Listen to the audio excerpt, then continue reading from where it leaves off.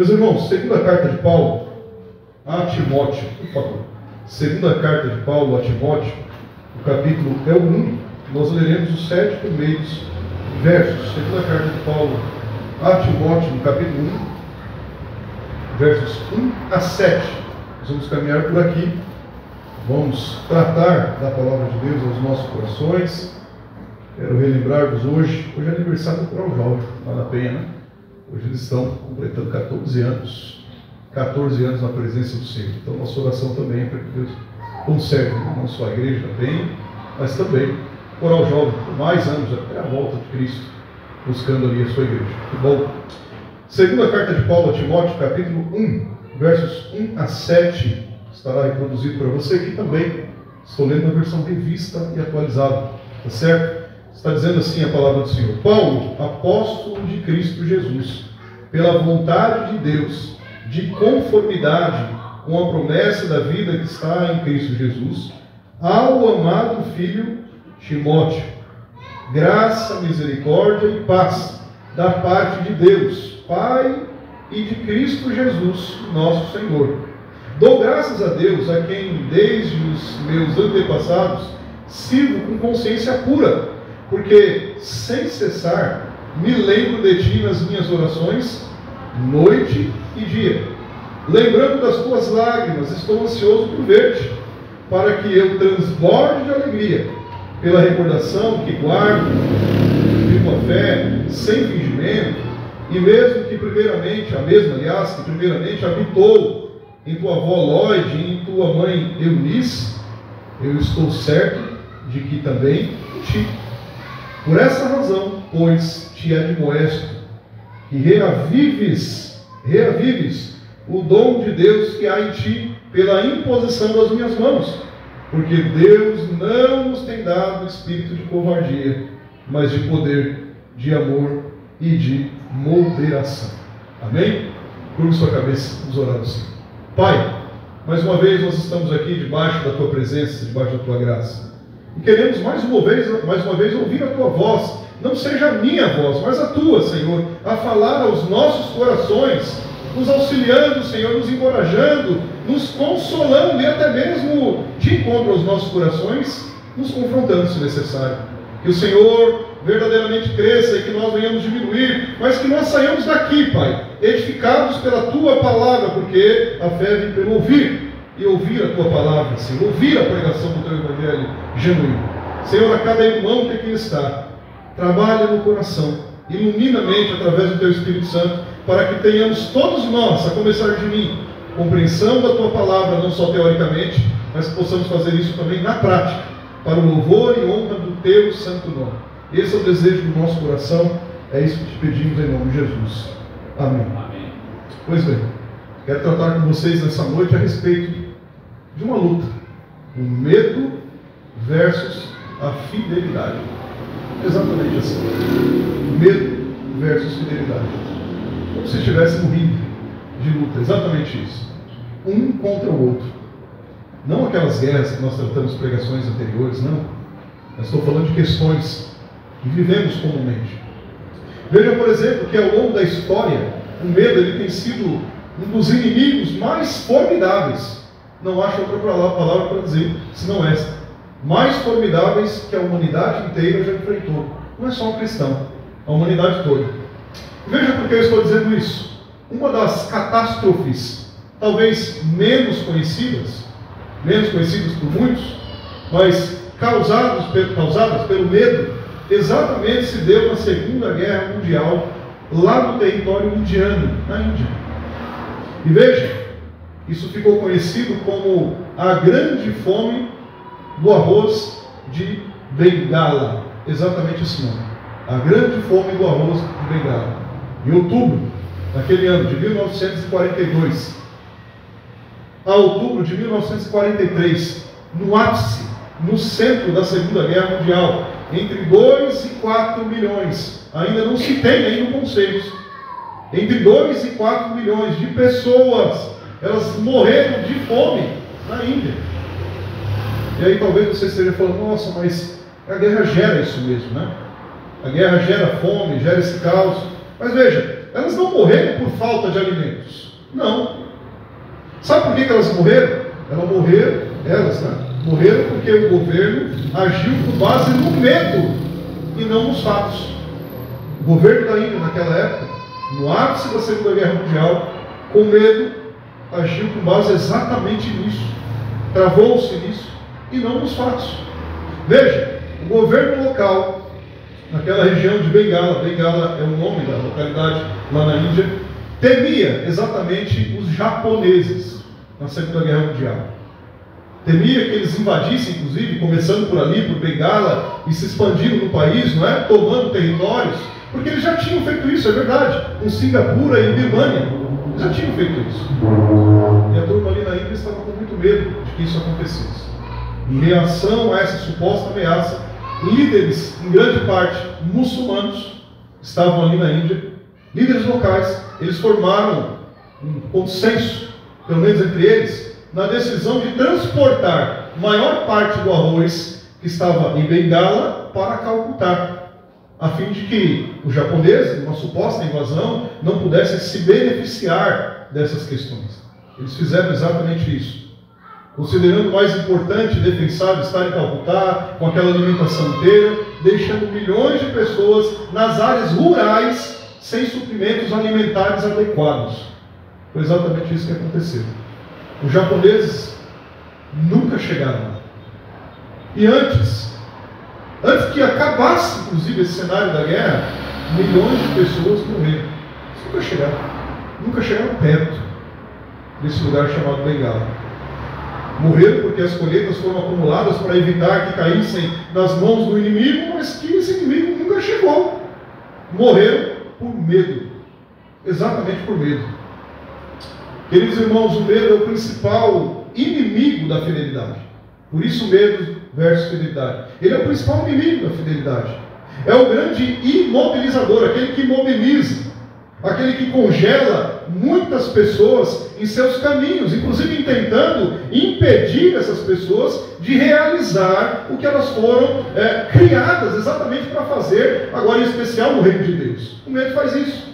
O medo fez com que, por exemplo, os israelitas resmungassem, murmurassem, da forma com que vocês quiserem chamar, reclamassem de Deus, porque estavam prestes a livrar, inclusive, do exército de Faraó, e aí chega o mar, e o que eles fazem? Por medo, reclamam.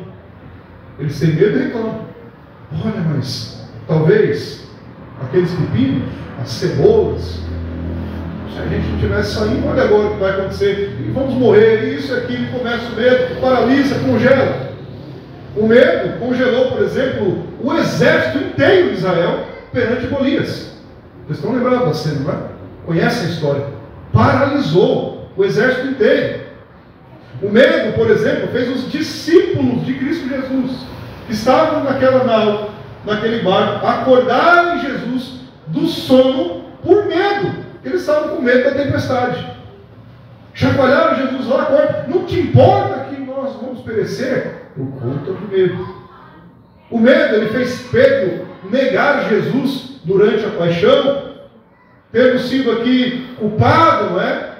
Inclusive, o medo pelo fracasso de muitos cristãos em não fazer exatamente aquilo que Deus lhe ordenou que fizesse. O medo trava, o medo congela. O medo é um dos inimigos mais formidáveis contra a humanidade, em especial até contra o cristão, nesse sentido. O fato é que o medo, ele tem sido, há muito tempo, inimigo da fé. Continua a trancafiar, ele continua a paralisar aqueles cujo desejo do coração é firme.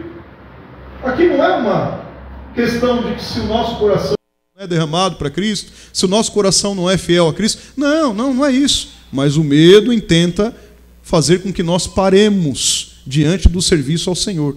Aliás, nós somos separados, santificados, se você quiser chamar, consagrados ao Senhor e para o serviço dele. E por vezes o medo nos trancafia dentro das nossas incertezas, não é? Que oramos aqui. Veja, é também um tanto reconfortante, a gente precisa lembrar disso, no entanto, percebermos que grandes homens e grandes mulheres ao longo da história, pessoas que realizaram grandes feitos para Deus, evidentemente que Deus impulsionando eles, também tiveram de lutar contra o medo. Não é uma particularidade nossa, não é uma particularidade do tempo presente, não é uma particularidade de hoje, de agora. Eles tiveram também que lutar contra o medo. Muitas pessoas importantes que no final provaram até ser fiéis, nós lemos isso, grandes histórias na Bíblia Sagrada. Temos, por exemplo, a galeria dos heróis da fé em Hebreus. Nós lemos lá e vemos, não é? Quanto foram usados por Deus. Isso não exime o fato de que eles não tiveram ou tiveram medo. Não. Mas veja, provaram ser fiéis ao longo do caminho, mas eu não tenho dúvida de que eles foram tentados a desistir. Eu não tenho dúvida disso. Eram seres humanos, como eu e você, com medo. Inclusive, o Senhor nos dá um alerta muito claro para nós não temermos, claro, as circunstâncias da vida, porque Ele está conosco, pelo menos aí 365 vezes na Bíblia, né?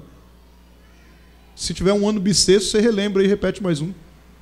Pelo menos, para nós não temermos.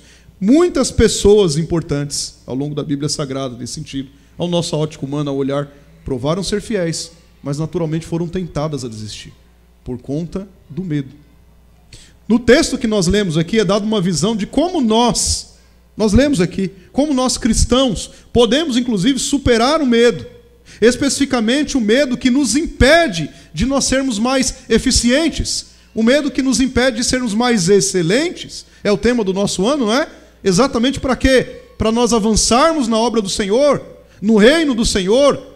Esse texto nos diz como é que nós devemos nos manter firmes e fiéis. Se você notar aí nos primeiros 7 versículos que nós lemos, e você conhece a segunda carta de Paulo a Timóteo, nos primeiros 7 versículos dessa segunda carta, Paulo revela algo aqui exatamente sobre a personalidade e até mesmo a constituição deste jovem Timóteo, que é conhecido como seu filho no ministério, seu filho na fé, se você quiser assim chamar. Paulo está revelando exatamente a característica de Timóteo. Ele está escrevendo uma segunda, aliás, carta a Timóteo. Quando ele escreve essa carta, ele já está quase partindo para a morte, inclusive. Foi a última carta que Paulo escreveu. Ele está dedicando exatamente essa carta, a vida, as experiências que ele teve, os preceitos, falando: Timóteo, faça assim. Ele havia aqui se esforçado para desenvolver, não é, Timóteo, naquilo que precisaria para assumir, inclusive, responsabilidades. Timóteo, claro, herdaria a continuidade da obra, a continuidade do reino. Paulo morreria, mas Timóteo continuaria. Percebe? Paulo estava moldando Timóteo nesse sentido, falando com ele a respeito exatamente do que nós estamos tratando, do medo versus fidelidade. E veja que mais, enquanto Paulo estava numa cela fria, enquanto Paulo estava aqui numa cela úmida, enfrentando, né, o corredor da morte, que era isso mesmo, Nero o mandou decapitá-lo, não é? Vocês conhecem bem a história. Enquanto Paulo estava lá, exatamente, ele se preocupou com uma coisa, partindo para a morte, no corredor da morte. Uma coisa, ele se preocupou: o avanço do Evangelho e do reino de Deus. Essa era a preocupação de Paulo, no corredor da morte. Nós não temos conhecimento de outras preocupações, pelo menos não no texto, até mesmo nas questões históricas, no contexto histórico. Nós não temos conhecimento de outras preocupações que possam ter oprimido a mente dele, não é?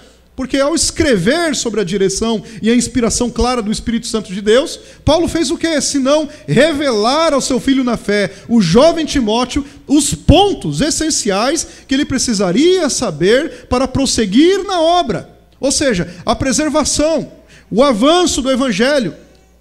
Pontos centrais aqui da mensagem de Paulo nessa epístola. Na epístola de Paulo, segunda pelo menos, né? A Timóteo. Timóteo, no entanto, por personalidade e natureza, você nota até em algumas questões que Paulo escreve, e se você for pesquisar um pouco mais até num contexto mais histórico, o jovem Timóteo, no entanto, por personalidade e natureza, não é alguém que nós, como seres humanos, normalmente falaríamos: nossa, é esse cara mesmo que tem que ir lá, esse aí é o bom para a tarefa. Esse aqui é o que, ao contrário. Ao olhar humano nós falaríamos: não, será que Paulo não está com as faculdades mentais um pouco... É o Timóteo mesmo? É esse mesmo? Veja, ao olhar humano, Timóteo, tímido, Timóteo, reservado por natureza, até às vezes amedrontado, você vê aqui, nos interlúdios da epístola, né? Com medo. Timóteo parecia, pelo menos, numa perspectiva humana, um candidato improvável para assumir a continuidade proposta por Paulo no reino. Improvável. Mas preste bem atenção. O primeiro livro de Samuel, no capítulo 16, mostra para nós que Deus ele não vê as coisas como o homem vê. Ele não vê as coisas como o homem, como o ser humano, como a ótica humana enxerga. Enquanto o homem olha aqui as aparências externas, nós poderíamos talvez fazer um julgamento, se o Timóteo entrasse aqui hoje, falar, não, esse Timóteo, acho que não. Talvez nós poderíamos caminhar por aqui, Deus não. Deus estava olhando exatamente o coração, da qual ele mesmo habitava, não é? Da qual ele mesmo tomou, da qual ele mesmo fez com que se derramasse em sua presença. Deus estava olhando isso. Deus nos vê não com base no que nós podemos fazer, senão seria por obras. Ah, eu acho que aquilo lá é bom para fazer. Olha, me surpreendeu. Vocês imaginam Deus assim? Não com base nas coisas que nós podemos fazer, mas com base no que Ele fez em nós, através de nós e até mesmo apesar de nós. Deus nos enxerga exatamente dessa forma. E para quê? Para o louvor e para a glória dEle mesmo. Deus faz exatamente isso. Então, se você já se sentiu, eu acho que eu não sou o único, se você já se sentiu inadequado para uma tarefa, veja bem, inadequado.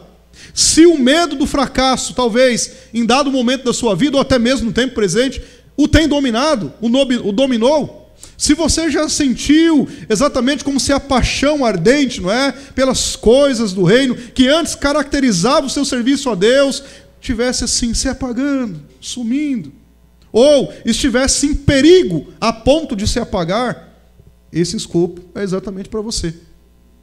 É exatamente para você. Se você já se sentiu, talvez, espiritualmente seco, pode acontecer. Na montanha russa da vida, não é? Espiritualmente seco. Sentindo-se aqui sozinho às vezes. Sentindo-se às vezes inútil no reino de Deus. Há uma palavra de Deus para você nessa noite, nesse sentido. O medo versus a fidelidade. Com base nesse texto, então, vejamos o que ele diz para nos permitir superar esses medos, exatamente essas incertezas. Em primeiro lugar, superamos o medo e permanecemos fiéis. Sabe como? Tranquilizando uns aos outros. Não é jogando caos, não é.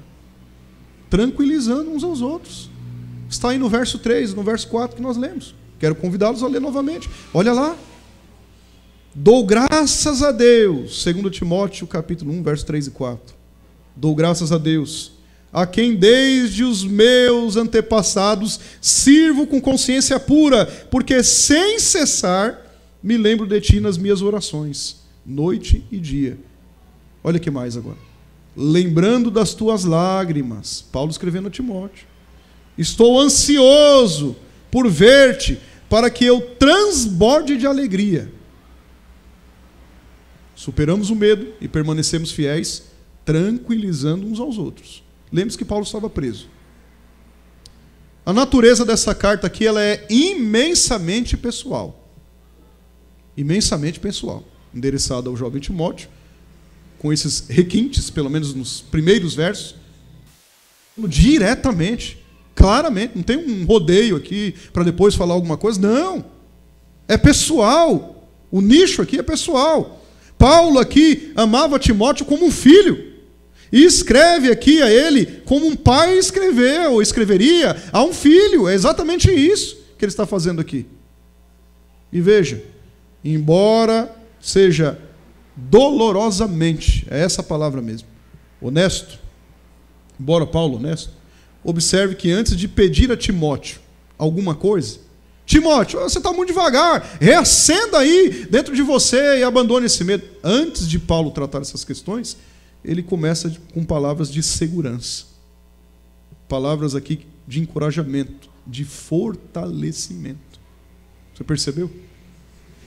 Então o fato é que todos nós precisamos de palavra de conforto. Sim ou não? Todos nós. Em determinados momentos da vida. Todos nós. Todos nós precisamos de alguém que nos ame o suficiente para nos encorajar. Sim ou não? Precisamos. Isso aqui não é uma teologia coach, não. Nada disso. Nós precisamos. Nos versículos 3 e 4 aqui, Paulo fala pelo menos 5 maneiras de tranquilizarmos uns aos outros. Pelo menos. A gente pegar o texto e destrinchar ele. Pelo menos 5 maneiras. Ainda no primeiro ponto, a primeira maneira, a gratidão. Paulo está dizendo aí, em outras palavras, ô Timóteo, eu sou grato por você. Ele está dizendo isso. Está aí no verso 3. Timóteo, eu sou grato. É sempre encorajador saber que alguém, não é verdade, pode apreciar o que Deus fez, faz através de você, e é grato a Deus através de você. É sempre bom. Veja só, não é que as pessoas querem inflar o coração, o ego, não, egolatria não serve para nós. Não serve. Mas é sempre bom. Paulo era grato a Deus por Timóteo, por seu ministério, pelo ministério de Timóteo, pela amizade que tinha com Timóteo, pela questão relacional que tinha com Timóteo. Paulo era grato. É sempre bom saber que quando outras pessoas se lembram de você, diante do Senhor, é claro, é sobre isso que eu estou dizendo, e com um sentimento de gratidão, isso é muito bom. Não com um sentimento de tristeza, ou com um sentimento de reclamação, não, nós não vemos Paulo fazendo isso. Com um sentimento de gratidão. A pergunta retórica, é claro, para todos nós.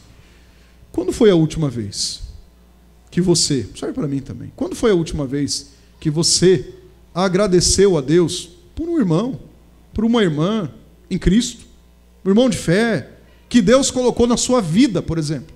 Quando foi que você agradeceu? Será que nós nos esquecemos, às vezes, dessa questão? Já chegou a externalizar isso para a pessoa? Ô irmão, que bom, isso é uma bênção na minha vida. Que maravilha. Sem uma questão com falta de sinceridade, sendo sincero. Exatamente nesse sentido. Quando foi a última vez que você disse a esta pessoa, ele ou ela, não é, que era grato a Deus pela vida dela? Olha, eu sou grato a Deus pela sua vida. Quando foi? Uma segunda questão que Paulo fala aqui é exatamente fidelidade, exatamente. Olha, eu estou orando por você continuamente.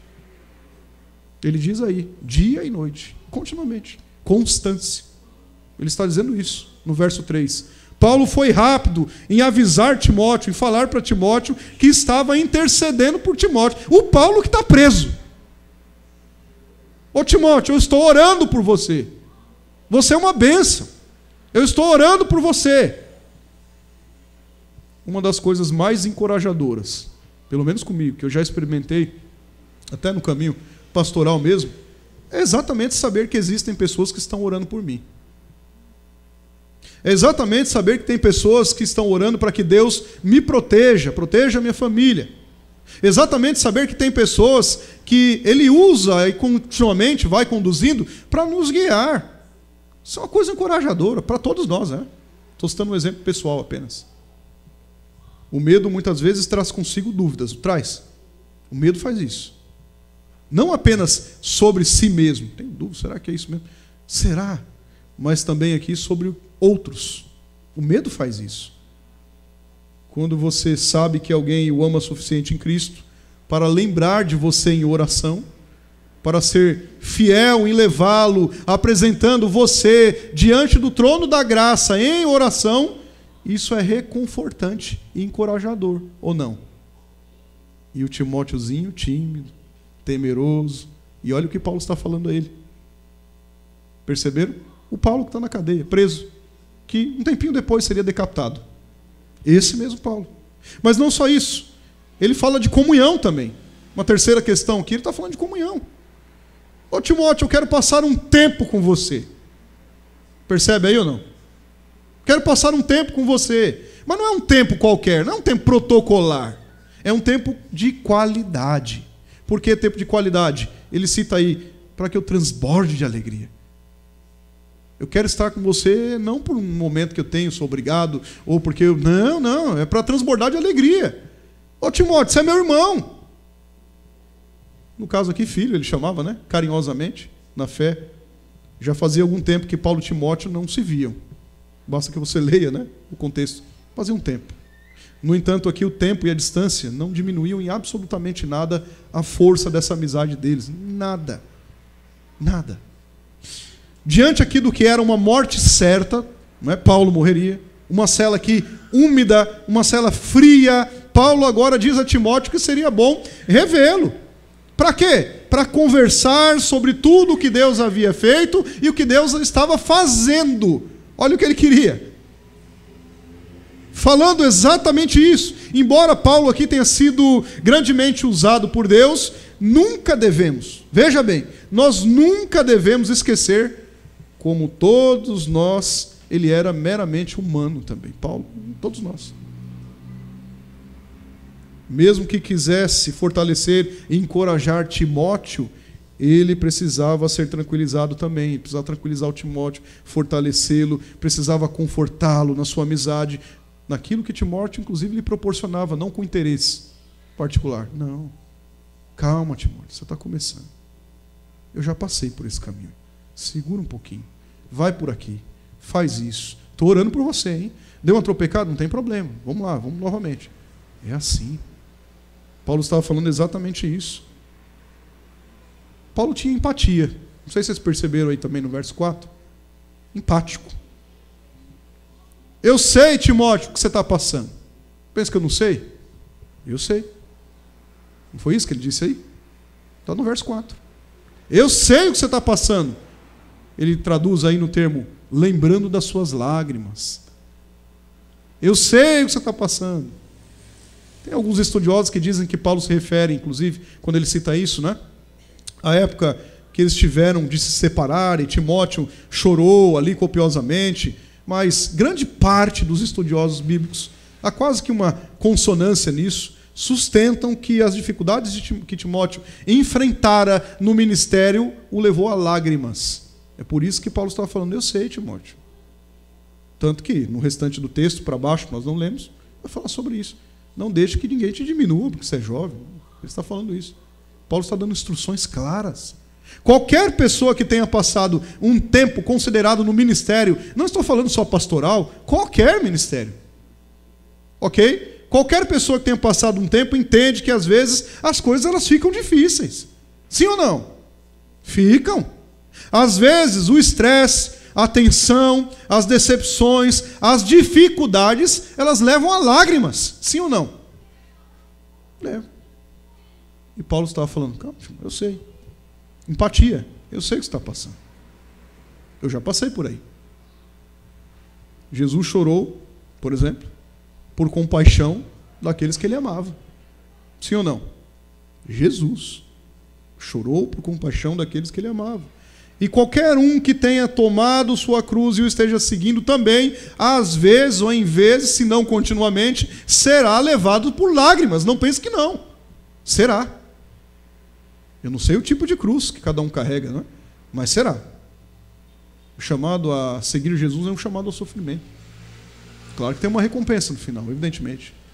Paulo havia derramado aqui a sua cota, não é? Vamos colocar assim, de lágrimas. Ele entendia onde Timóteo estava, que passo, que caminho do tabuleiro Timóteo estava. Ele sabia, ele entendia o que estava se passando.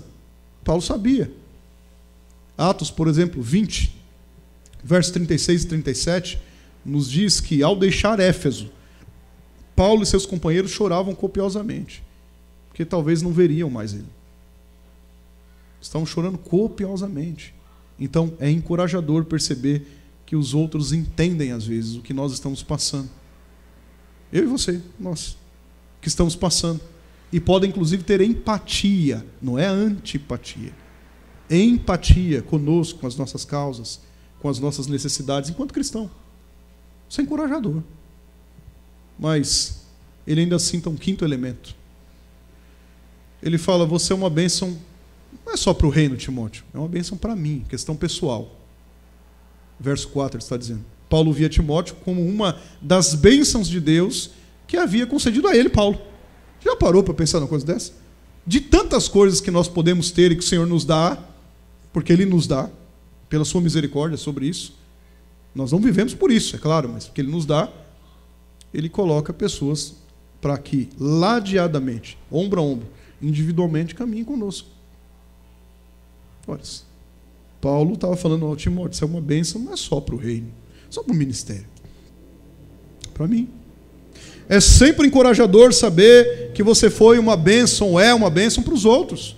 Paulo queria que Timóteo soubesse que, ao contar as suas bênçãos, Timóteo estava dentro dessas bênçãos. Exatamente isso, ó Timóteo, olha, Deus fez isso, Deus fez aquilo ali, ó, em Éfeso, ali em Tessalônica, isso. Mas tem uma coisa, você também é uma bênção para mim. Deus fez isso, te colocou no meu caminho. Percebe? Exatamente isso. O que acontece quando alguém lhe diz que você é uma bênção para as pessoas? Não é para inflar o ego, nada disso, aí não serve para nós. Nós somos cristãos, maduros. O que acontece? Isso não encoraja? Não é encorajador? Lógico que é. Como você se sente quando alguém lhe manda uma mensagem, sei lá, no WhatsApp, no SMS nem usa mais, não é? Mas uma mensagem aí no WhatsApp, no Telegram, qualquer outro aplicativo nesse sentido, no Instagram. Não é? Olha, uma ligação dizendo que Deus usou você. Às vezes você nem sabe. Não, eu? O que eu fiz? Deus usou você para abençoar a vida dele ou de outra pessoa.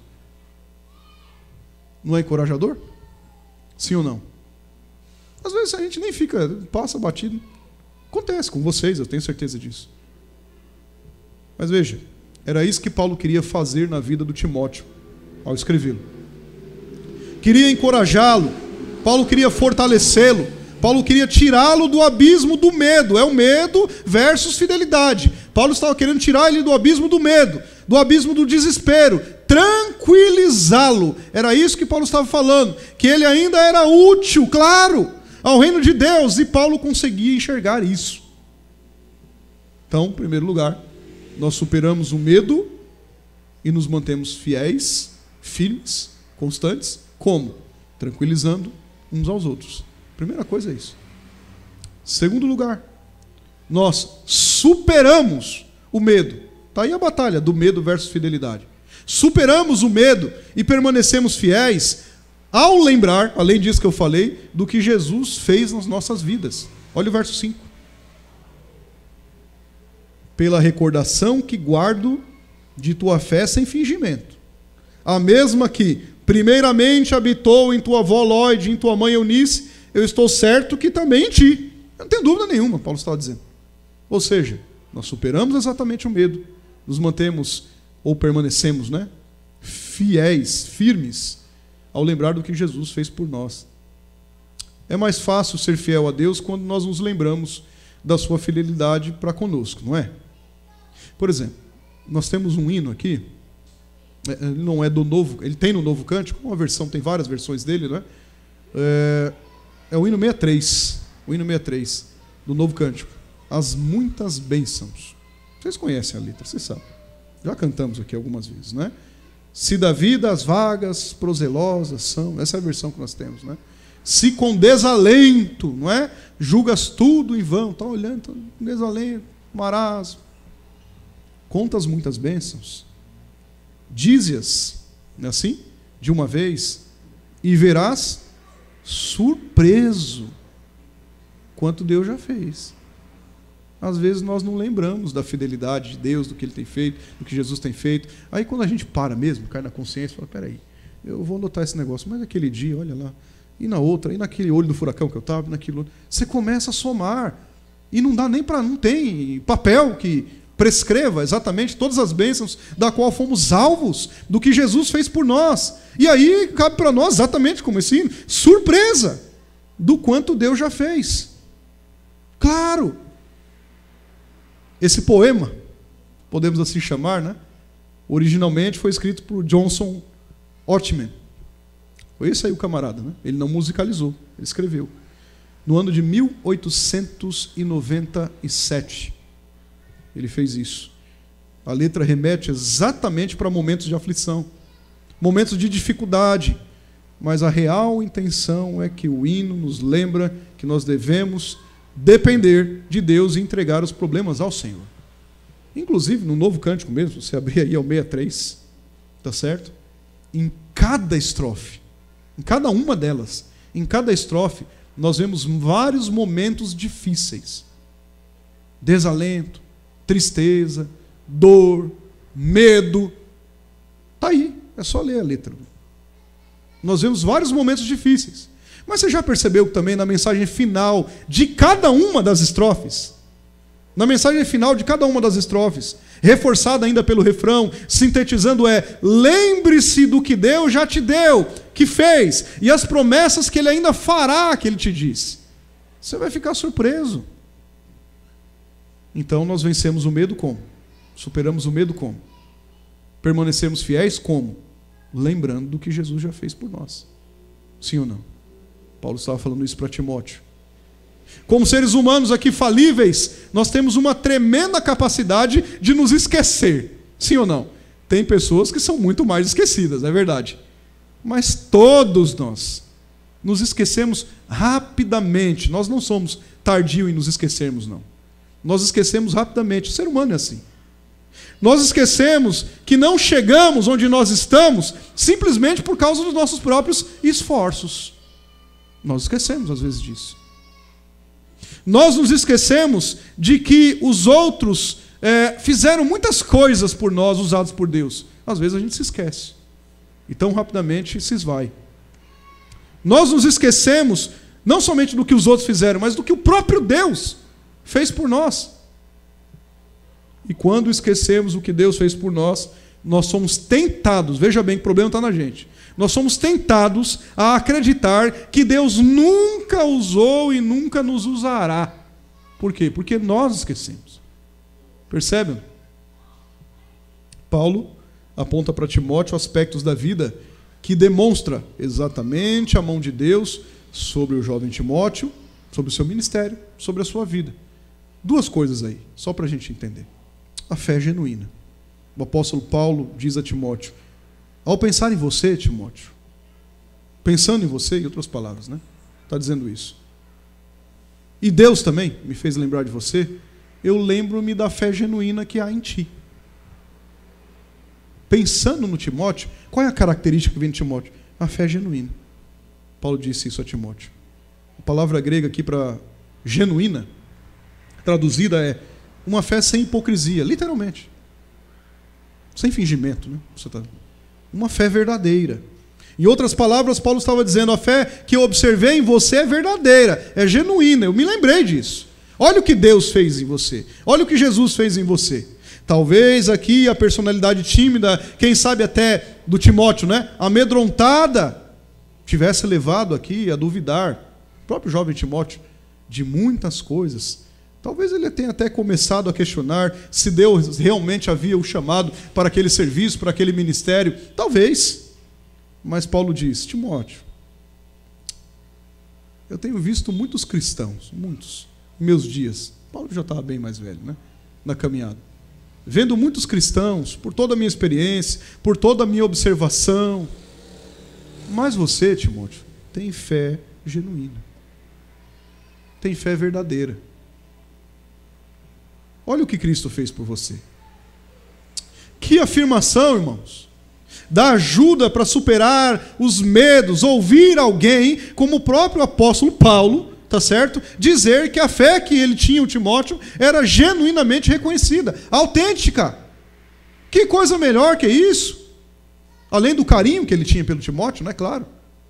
Mais do que isso, Paulo aponta para a sua criação. Ele não está falando só assim, não. Eu não só enxerguei isso em você. Não. Ele aponta para a criação. Olha o verso 5 aí. Está aí ainda. A fé, a mesma fé. Que primeiramente habitou em tua avó Lóide. Primeiro na tua avó Lóide. Aliancismo claro e nu aqui. Sim ou não? Primeiro habitou na tua avó Lóide. E em tua mãe Nice, e depois vem na escadinha. Agora em você, Timóteo, eu também estou certo, que essa mesma fé também em ti, uma fé sem hipocrisia, uma fé genuína, uma fé que não é falsa. Timóteo teve a bênção de crescer em um lar, vamos dizer assim, cristão, porque o pai dele era grego, mas com ensinos cristãos. É sobre isso que eu estou dizendo. Timóteo teve essa bênção, embora, repito, pai grego. A sua mãe aqui, a avó, eram cristãs. Você pode ler, inclusive, aí no capítulo 3, versos 14 e 15, dessa mesma carta. Cristãs, crentes, que ensinavam as Escrituras ao Timóteo desde a classe do Carrão Kids. Fazia isso. Ensinava para o Timóteozinho. Desde lá, ensinando para o Timóteo. Paulo estava lembrando exatamente que esse chamado na vida do Timóteo, olha que interessante, essa evidência de fé não era uma anomalia, aconteceu por acaso. Primeiro o próprio Deus inseriu isso nele, é claro, sem sombra de dúvida. Mas não era por acaso, era parte da sua herança espiritual. Percebeu? Somos aliancistas. Era parte da herança espiritual. Parte da bênção que Deus concedeu. Particularmente, eu já vi muitos testemunhos, muitos relatos, muitos testemunhos de vidas, né? Alguns testemunhos dramáticos. Talvez todos nós, se não, grande parte já ouvimos também, que aqueles testemunhos que contam como alguém se perdeu no pecado, sabe aqueles testemunhos? Se perdeu no pecado, viciado em álcool, em drogas, acontece, sim, nós sabemos. São testemunhos verdadeiros, sim, não tem nenhuma dúvida a respeito disso. Pessoas que se perdem aí, que por anos andam, vamos dizer assim, do lado selvagem da vida, se é que a gente pode dizer, né, desse jeito. Então, um dia, o próprio Deus o atingiu com um raio da salvação, vamos colocar assim, e gloriosamente, irresistivelmente, essas pessoas são salvas. Às vezes, veja bem o que eu vou dizer, às vezes, nem sempre, às vezes, tá certo? Às vezes, esses testemunhos eles tendem a glorificar a maldade do pecado, em vez da maravilha do Salvador. Às vezes, nem sempre. Não é? Acontece. A gente também ouve isso por aí. Bom, e há aqueles, como muitos, não é? Que foram criados em lares cristãos, que começaram a frequentar a igreja ainda muito jovens, sim, cujos pais lhe ensinavam desde a infância. Isso é uma bênção, não tem nenhum problema. As grandes verdades das Escrituras, as histórias maravilhosas da Bíblia, sim. E de alguma forma achamos esse tipo de testemunho chato. Tem gente que não tem aventura hollywoodiana, então tem gente que acha chato. Isso é uma bênção. Aconteceu isso com Timóteo. Paulo está falando a mesma fé que há em ti, eu vi na tua avó, Timóteo. Eu conheço tua avó. Eu vi na tua mãe, Timóteo. Isso é bênção. Não há uma guerra aqui, um comparativo, quem veio de um jeito ou quem veio do outro, a salvação. Não é isso. Mas isso também é uma bênção. E às vezes as pessoas acham que é chato. Se a conversão não for dramática, não serviu. Mais dramático do que Cristo morrendo na cruz do Calvário, sangue vertido, corpo dilacerado? Mas, irmãos, estou aqui para dizer para vocês que o maior testemunho que alguém poderia dar é o de que foi abençoado por ter exatamente um ensino cristão no seu coração. Que bênção! Quem sabe, muitos, né, já nasceram no famigerado berço evangélico, né? Famigerado berço evangélico. Não tem nenhum problema. Os pais, as mães, os avós, quem sabe, que amavam a Jesus e que modelaram a fé de muitos de vocês no lar. E hoje vocês estão aí pela graça de Deus e, claro, agradecidos pela mãe, pelo pai, pela avó, quem sabe bisavó. Não é verdade? Veja, um testemunho que conta como foram poupados de ter que trilhar do caminho que leva à destruição, desde cedo perceberam um caminho reto. Claro, sem sombra de dúvida, um caminho estreito. Eu agradeço a Deus, particularmente, por ter sido criado em um lar de ambiente que tinha ensino cristão. Eu agradeço a Deus, não tem nenhum problema. Eu não tenho nenhum testemunho de conversão mirabolante, não, nada disso. Eu agradeço a Deus por isso. Por ter sido alcançado pela graça irresistível de Jesus desde muito cedo. Que bom! Eu posso servir em consciência mais tempo. Nenhum problema. Agradeço a Deus aqui por ter sido poupado, por exemplo, de muitas coisas pelas quais as pessoas tiveram, lamentavelmente, que passar, porque o pecado faz isso, antes de serem convertidas a Jesus. É gratidão, não é o contrário. Então Paulo queria que Timóteo se lembrasse do que Deus já vinha operando no seu plano, mesmo antes de Timóteo nascer. Paulo estava lembrando Timóteo. Deus estava concretizando esse plano na vida de Timóteo. E a realidade da obra de Deus por meio da fé de Timóteo e de sua família era algo que justamente deveria lhe dar força, capacitá-lo a superar o quê? A luta é contra o quê? Medos. Percebem? Contra os medos. Superamos o medo ao lembrarmos o que Jesus fez em nossas vidas. Terceiro e último. Superamos o medo e permanecemos fiéis. Como? 2 movimentos aqui. Reacendendo os dons que Deus nos deu. Preste bem atenção. Reacendendo. Essa é a palavra. Reacendendo os dons que Deus nos deu, bem como confiando na força do nosso Deus. Não no nosso braço. Não no nosso intelecto. Versos 6 e 7 são os versos finais. Por essa razão. Que razão? Essa aqui que eu estou citando para você, Timóteo. Por esta razão, te admoesto que reavives, reacenda, qualquer outra palavra sinônima desta. Reavives o dom de Deus que há em ti, pela imposição das minhas mãos. Porque Deus não nos tem dado espírito de covardia, não. Mas de poder, de amor e de moderação. Então Paulo, ao escrever ao jovem Timóteo aqui, que provavelmente está ali, não é? Nos contextos históricos, a gente consegue imaginar isso, na casa dos seus 30, 30 e pouco, um jovem. Paulo escrevendo a Timóteo aqui, lhe diz que se ele vai assumir as responsabilidades para as quais Deus o pré-ordenou, ele deve manter o fogo, entenda a palavra, a paixão, o ardor no coração pelo ministério aceso, reacendendo. Ô Timóteo, você está tomando um monte de pedrada. Calma, Timóteo. Reacenda os dons. Ele está dizendo isso, que Deus te deu. É mordomia cristã, inclusive. Timóteo aqui havia sido chamado por Deus para supervisionar ministérios na igreja. Timóteo foi isso. Tá certo? Ele foi aqui chamado para ser pastor. Timóteo foi isso. Timóteo aqui passou a garantir-se, claro, no próprio Cristo, como pastor. Sempre haverá aqueles que querem testar a coragem de quem está no ministério, qualquer que seja ele. Sempre terá. Para ver o quão forte realmente talvez o Timóteo seja. Sempre terá. Se a igreja em Éfeso, vamos dizer assim, fosse parecida minimamente com a maioria das igrejas de hoje, a igreja em Éfeso, parecida com as igrejas de hoje, e não temos razão para querer ao contrário disso, minimamente parecida, haviam aqueles que questionavam a autoridade do Timóteo.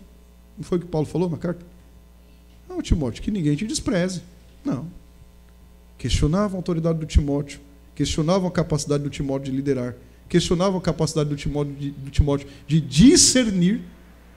Você está falando, não, reacenda o dom. Não vai por aí, não. Eles o faziam, talvez, ter medo, em vez de ser fiel.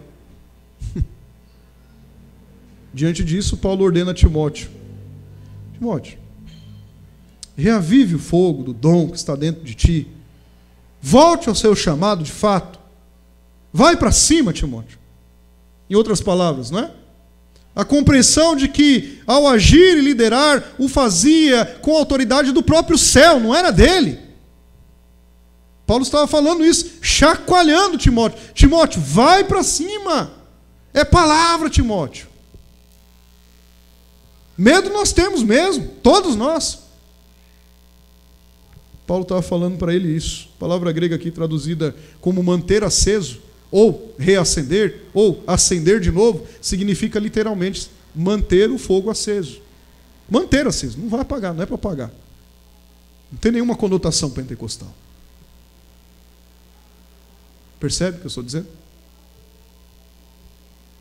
Permita-me sugerir aqui algumas coisas a você, para que mantenha o seu coração intensamente queimando na obra de Deus. Se você notar, muito claramente, nós não podemos permitir que o que fazemos para Deus se torne superficial. Nós não podemos permitir isso. Cristãos genuínos, de fé verdadeira, sem fingimento, nós não podemos permitir que as coisas que nós fazemos para Deus se tornem superficial. Ou até mesmo algo que fazemos apenas porque somos obrigados e temos que fazer.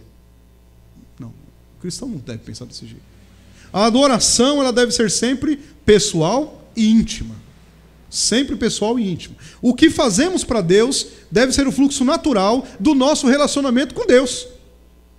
Se o que fazemos para Deus não é um fluxo natural do nosso ato relacional com Deus no dia a dia, nos nossos devocionais, na nossa oração, não é? Nos nossos jejuns, no nosso momento com Deus, não tem sentido. O que fazemos para Deus como fluxo natural deve ser resultado do nosso relacionamento com Ele. Devemos levar o nosso ministério, seja ele qual for, a sério.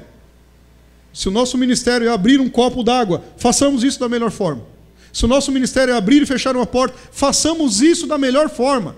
Se o nosso ministério é cantar, louvar, pregar, sei lá, dar uma cambalhota lá na praça, faça isso do melhor jeito. A sério. Devemos levar o nosso ministério a sério. Devemos vê-lo como um reflexo do nosso amor por Deus. Um reflexo disso. Não é outra coisa. Quando o que fazemos para Deus se torna mais uma prática ritualística, veja bem, do que uma paixão, eu acho que posso usar essa palavra, relacional, a chama dentro de nós se esfria e apaga. Se for só ritualístico, não tem sentido. Deus nem quer isso. É quase impossível manter-se firme, né, na caminhada, ser espiritual, na nossa adoração diária, não só na questão coletiva aqui da igreja, né?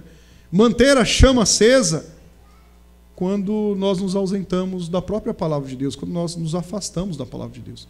Às vezes nós estamos fazendo coisas ritualísticas, mas estamos afastados da palavra de Deus. Estou falando de igreja, da palavra. A palavra está longe de nós. Às vezes acontece. Mantenha, por exemplo, as suas prioridades como elas precisam ser. O mundo ele está cheio de boas coisas. O mundo não tem nada que presta. Lógico que tem. Está cheio de boas coisas. Não servem para nós, evidentemente. Cheio de boas coisas para fazer. Mas Deus nos guia naquilo que é melhor para fazer. O que é melhor para fazer? Somos chamados a buscar primeiro o reino de Deus e a sua justiça. Nós somos chamados a isso.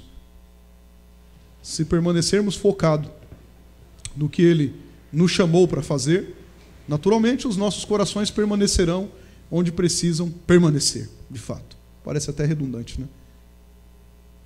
Quem sabe alguns de nós, né, estamos aqui, podem até olhar para trás, quem sabe, e lembrar, em algum momento das vidas, da vida, sua vida, minha vida, em que as coisas elas eram diferentes. A gente olha para trás, mas as coisas eram diferentes. Talvez eu me lembre, olhe para trás e fale assim, eu tinha um profundo anseio. Olhando para trás. Não é saudosismo. Falando de épocas. Na nossa vida, pessoal. Faça uma questão introspectiva. Olhando para trás, olha, as coisas elas eram diferentes. Eu tinha um profundo anseio aqui. Eu tinha mesmo uma chama ardente no coração para servir a Deus em qualquer coisa, para realizar algo em favor do seu reino, na igreja ou fora da igreja. Talvez nós olhemos assim. E aí então o que aconteceu? Alguns até falam, a vida aconteceu. Não é? Aconteceu. Não aconteceu de uma vez só, meu irmão. Não foi de uma vez só. Mas sim foi um processo. Ao longo dos anos, dos tempos, dos dias, outras coisas pareceram, né, se infiltrar e roubar a paixão da alma, né, em relação ao reino de Deus. Às vezes acontece isso. Talvez aqui tenha sido, não sei, as pessoas sempre transferem culpa, né? Todos os seres humanos são assim, seres humanos. Talvez uma experiência ruim que alguém teve em alguma igreja, pode ser. Não somente isso, talvez tenha alguma coisa que aconteceu entre você e outra pessoa, um outro cristão, pode ser. Ou talvez Deus não tenha respondido às suas orações como você pensava que Ele deveria responder. Então, porque ele não respondeu às suas orações do jeito que você queria, de repente você deu uma esmorecida. Pode ser. Mas eu suspeito que na maioria dos casos, olhando aqui para esse texto, né, analisando uma situação, nada disso foi realmente dramático, não. Mas sim, com o passar dos anos, o fogo pelo ministério, o chamado que Deus te deu, as coisas que você deve fazer, as coisas pelo reino, a paixão pelo serviço, simplesmente começou a se esvair. E talvez alguns de nós estejam, nesse momento, pensando em algumas coisas que aconteceram. Sim. Só que para nós, irmãos, que estamos pensando exatamente nisso, nessa questão aqui, nessa noite, o que é que Deus está falando para nós? O que Ele está querendo dizer para nós? Está dizendo para nós, olha, reanime as brasas. Faça isso. Reacenda, transformando aqui essas brasas em chamas vivas. Reacenda o dom, ou os dons, plural. Ele nunca mudou os planos para nós, não. Ele é imutável. Somos nós que damos uma mais para lá, mais para cá, não é? Ele ainda quer nos usar, sem sombra de dúvida. Reacender o fogo e manter a chama acesa. E você não cederá ao medo, em nome de Jesus. Não vai ceder, não. Em nome de Jesus. Porque, como diz no verso 7, o medo não condiz com o Espírito que vive em nós. Não condiz. De todas as coisas das quais nós precisamos lembrar, talvez a mais importante seja o fato de que nós não estamos sozinhos. Não estamos sozinhos. Recebemos, habitando dentro de nós, o Espírito Santo de Deus. O seu Espírito não é de medo, não é um espírito do medo, mas de poder, de amor, de bom senso, do ardor no coração, né? Pelas coisas de Deus. A força do homem sempre deixará com medo. Se nós estamos fazendo as coisas pelas nossas próprias forças, assim, sempre estaremos com medo. Aí eu diria até pior que isso, pavorosos. Se estamos abalizando tudo isso às nossas forças, sim, estaremos com medo. Sempre há alguém maior, claro. Sempre tem alguém melhor. Sempre tem alguém mais forte. Alguém de quem, com a sua própria força, nós deveríamos ter medo, sim ou não? Tem. Claro que tem, sempre tem. Agora, uma das razões pelas quais tantos cristãos cedem ao medo é porque olham para as coisas do ponto de vista da própria humanidade.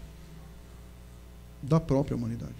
Bom, se você consegue fazer isso, ou fazer algo sem a força sobrenatural do próprio Deus, eu vou dizer uma coisa que possa parecer pesado. Provavelmente não é de Deus. Se nós conseguimos, ou entendemos que conseguimos fazer alguma coisa sem o poder de Deus, sem Deus, então não é de Deus. Assim mesmo, desse jeito. Não é. O que não é de fé, não é de Deus. Deus não nos chama para fazer coisas que nós podemos realizar para Ele. Aliás, Jesus até disse certa vez, sem mim, nada podeis fazer. Foi Ele mesmo que disse. Nada pode... Até para ser condenado alguém precisa de Jesus. Você já parou para pensar nisso? Até para isso. Timóteo, parafraseando, né? Timóteos, no plural. Timóteo, esse medo, essa timidez que estão aqui te segurando, ou até mesmo tensionando, lhe impedir de cumprir a missão que Deus estabeleceu e que provém dele. Não pode não, se a gente olhar para o olhar mais clínico, bíblico, olharmos para o Senhor e avançarmos, isso não vai nos congelar, não vai nos travar. Nós não morreremos pelo medo, como abri aqui falando na introdução. Não. O Espírito de Deus dentro de você é o poder. Isto é, Ele dará exatamente a confiança necessária, adequada, de que nós precisamos para sermos assertivos e seguros enquanto nós lideramos qualquer que seja a frente. Seja aqui na igreja, seja no nosso lar, seja no nosso trabalho, em qualquer lugar, porque nós servimos ao Senhor em todas as áreas da vida. É um espírito de amor, isto é, Você tomará decisões baseadas no que Deus quer te mostrar dentro da sua palavra. Dentro do que é melhor para o seu povo. E não o que é popular. O que é popular pode ser pragmatismo. Ou seja, se deu certo, vamos fazer. Nem sempre é bíblico. Deus não nos chama para isso, mas nos direciona, segundo a Bíblia, a orientação ao que é melhor ao seu povo. Seja um encorajador. Por alguma razão mórbida, não sei, isso é do ser humano, da natureza do ser humano, né? Por alguma razão, nossa natureza, eu não sei, do ser humano, parece mais se alegrar quando os outros fracassam do que quando triunfam. Já pararam para pensar nisso? O ser humano é assim, né? O ser humano todo, não estou falando só do cristão, o ser humano. Mas isso não condiz com o Espírito de Deus. Como cristãos, nós devemos fazer o quê? Apoiar uns aos outros. Como cristão é isso. Sustentar uns aos outros, como? Em oração, em encorajamento. Olha ao redor, irmãos, não estou falando só aqui nesse ambiente de culto. Olha ao redor da sua vida. Observe as pessoas que Deus trouxe para dentro da sua vida. E você descobrirá, inclusive, que há aqueles que precisam de uma palavra de encorajamento. Dentre essas pessoas. Há aqueles que estão paralisados pelo medo, pela dúvida e precisam. Que você, usado por Deus, ferramenta de Deus, encoraje com a palavra. Deus o enviou como emissário. Exatamente nesse sentido. Para encorajar essas pessoas. Para fortalecer essas pessoas. Para fazer com que elas compreendam exatamente o que Paulo estava dizendo aqui para Timóteo. Mas além de ser um encorajador, às vezes as pessoas falam, não vamos olhar ao passado. Nós temos sim que olhar ao passado. Claro que temos. Não no sentido de perdição, Cristo já nos salvou. Olhar ao passado, olhar para trás, onde é que você esteve? Sim, você pode estar em uma situação difícil agora, no presente. Mas para ser, assim, extremamente sincero, relembre aí, você já passou por momentos mais difíceis do que o atual? Sim ou não? No passado. Passou ou não passou? Passou. Talvez você não se lembre de imediato. Vai puxando na cachola, né? Passou por momentos difíceis. Olha lá para o passado. Deus sempre foi fiel, não foi? Permanecerá fiel agora e também no futuro. Assim como Timóteo foi encorajado a reconhecer o que Deus havia feito em sua vida, Deus está chamando cada um de nós a olhar para tudo que Ele fez lá no passado. Você não é alvo do acaso. Tudo que Ele fez no passado. E também para lembrar, agora, no tempo presente, o que Ele está fazendo. E olhar com os olhos da fé o que Ele impulsionará ao futuro. O medo não vai nos paralisar a avançarmos. Não vai. Está encorajando exatamente isso. Ele nunca nos deixará, nunca nos abandonará. Ah, vai lá sozinho. Ele nunca fará isso. Ele realizará tudo o que Ele ordenou em nós e através de nós. Seja ativo no tempo presente. Uma das melhores maneiras de superar o medo é dar um passo à frente e agir. É dar um passo à frente e agir. Não se engane. Não se engane. O jovem Davizinho, o Davi, ele estava com medo, sim, de lutar contra o Golias. Você acha que não?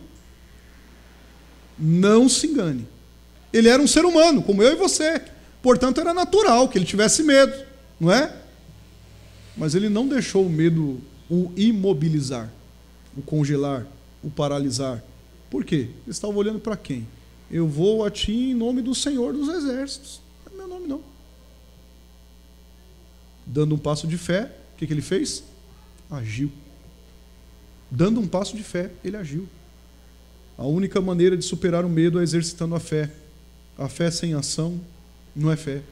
A fé sem obras é morta. Não é fé. Você pode estar aqui também nessa noite, quem sabe, não é? Pensando em muitas coisas, mas Deus lhe deu instruções claríssimas sobre o que Ele quer que você faça. Ele mostrou o que você, de fato, deve realizar. Isso é um impulsionamento dele mesmo. Mas talvez o medo tenha dominado. Talvez o medo tenha intimidado. Aquilo que está impedindo realmente de receber as bênçãos da obediência. É exatamente isso. Quem obedece tem bênção. São as bênçãos da obediência. Talvez o medo tenha travado, está aí no intercalço, no interlúdio entre uma coisa e outra. Deus está lhe dizendo através da sua santa palavra, está falando exatamente isso. Para você exercitar a sua fé, para dar um passo à frente, à medida que você exercita a sua fé, à medida que você coloca a sua fé em ação, o próprio Deus nos fará, sabe o quê? Transpor os desafios do caminhar, os desafios da vida.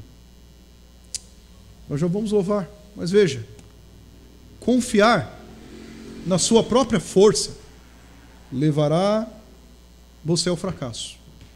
Exercitar a sua fé levará você à vitória por intermédio de Cristo. Confie em Deus. Confie no seu Santo Espírito. E Ele, de fato, usará de maneiras que você nem imagina. Medo versus fidelidade. É uma luta constante nas nossas vidas. Onde é que nós vamos caminhar? Onde é que nós seremos mantidos? Nós sabemos a quem servimos. Nós avançaremos. Nós venceremos no nome santo, precioso e bendito de Jesus. Que Ele nos ajude, nos capacite, nos oriente e nos sustente em todo o tempo. Assim como aquele jovem Timóteo que estava sendo encorajado por Paulo. Que Ele faça isso conosco também, hoje e até o dia final, no retorno dele. Amém? Vamos ficar de pé e vamos louvar ao Senhor.